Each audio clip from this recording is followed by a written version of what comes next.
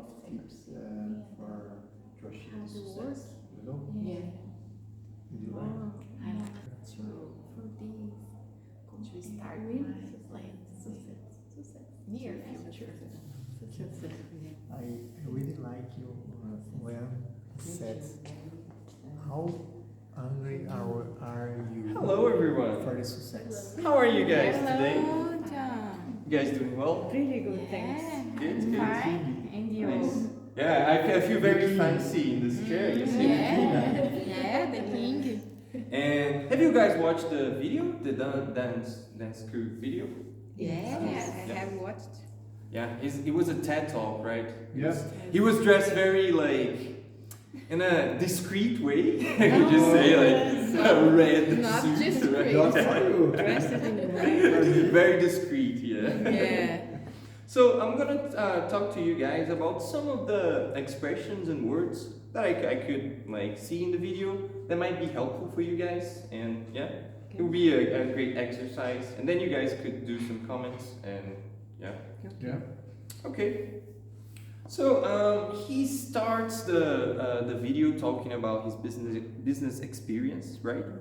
And then he says, "I've been studying success for the better part of 17 years."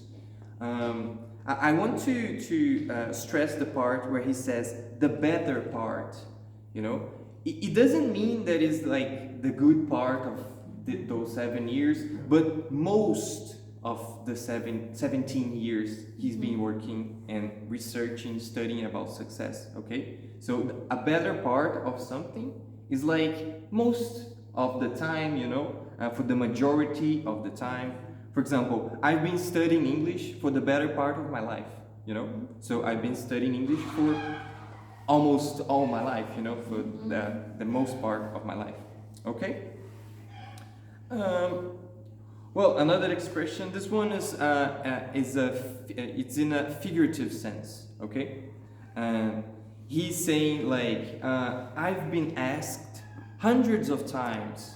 You know, it's not literal. You know, he hasn't been asked hundreds of times, but it's a way of conveying that he's been asked a lot of times. You know, he can't even count how many times people asked him the question.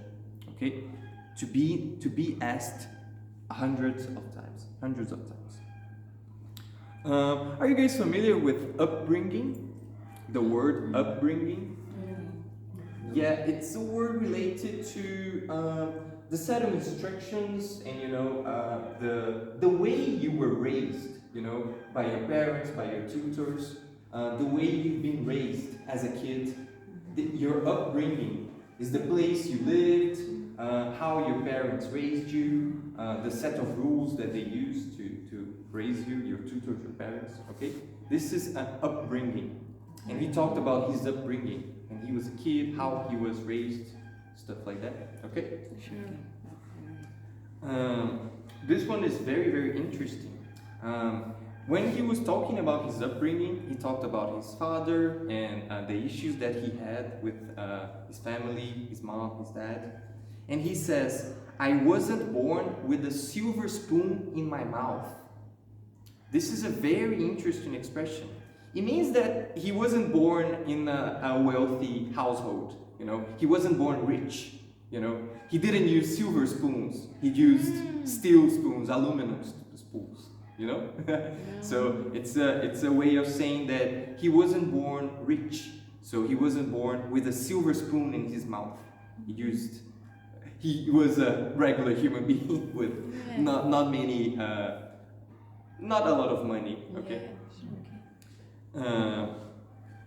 Oh, there is he talks about IQ.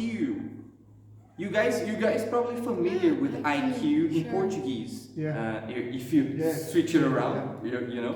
But it's intelligent quotient. You know, intelligence quotient. It measures how much, not exactly your intelligence, but the way you can deal with information, your logic skills, something more related to math and logic, you know. The IQ stands for that, you know. But people with high high IQ, they usually very smart because they can solve problems. They have a lot of rational skills. Okay. Okay. Yeah. And later in the video, after talking a little bit about his past and what brought him to that place that he is now, he tells an anecdote about a millionaire and a young man. I don't know if you guys remember. Yeah. He talks about that this guy, this young man, he wants to be rich, to be successful, famous, rich. And then he asks the millionaire to help him out. And the first thing that the millionaire tells the man is to meet him at the gym at 6 a.m. sharp. I'm pretty sure you guys are familiar with 6 a.m. sharp. Leo, the mastermind behind the immersion, she always used this expression as well, this word, to be at a time at 6 sharp. For example, now it's 3 o'clock, 3 sharp. So exactly at 3, exactly at 6 a.m. in this case, yeah? To be that place sharp, exactly at that time. And then, and he was telling the story, talking about different things. And one thing I want to stress is that English speakers, they usually, it's kind of taboo to talk, to say religious terms. Sometimes they say, Marcelo says it all the time, the other teacher. He says, oh my gosh. People say, oh my gosh, instead of oh my God, to not use the word God. And they also use it for more for some different religious words and expressions. For example, he says, what the heck? What the heck is the same as what the hell. But hell is the Christian afterlife for the bad people. They go to hell. And it's a religious term, and people don't usually, some people do use those terms. They don't have a problem with that. But most people, most English speakers, they avoid using those terms, like religious terms. So he says, what the heck? And it means basically, it's a extreme surprise, or frustration, right? You can bump your foot. I hurt my foot. What the heck? I hurt myself. Or maybe someone appears out of nowhere. For example, someone you didn't see in a while, and what the heck? You're here, So it's a way to convey surprise, extreme surprise, or frustration sometimes. And in the story, I do believe he was expressing frustration because the young man in the anecdote, he says that to the millionaire after he punches him.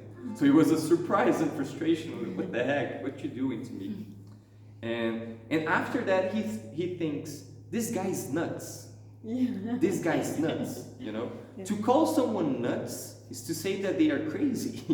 They're completely out of their mind. They're crazy. This guy's nuts. It's not well in the head,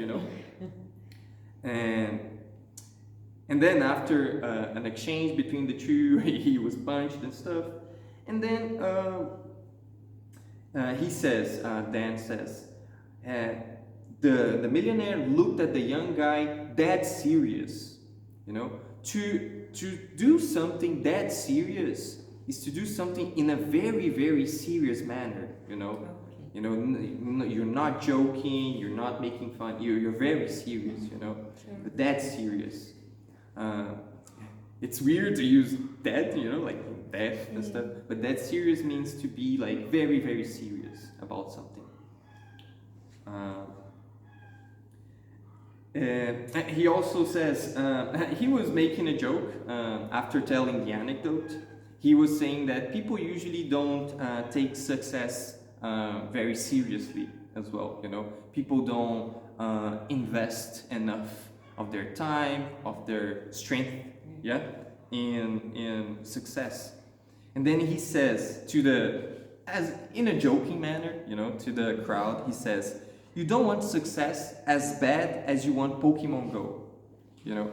As a joke, you know, you rather play games than actually pursue success.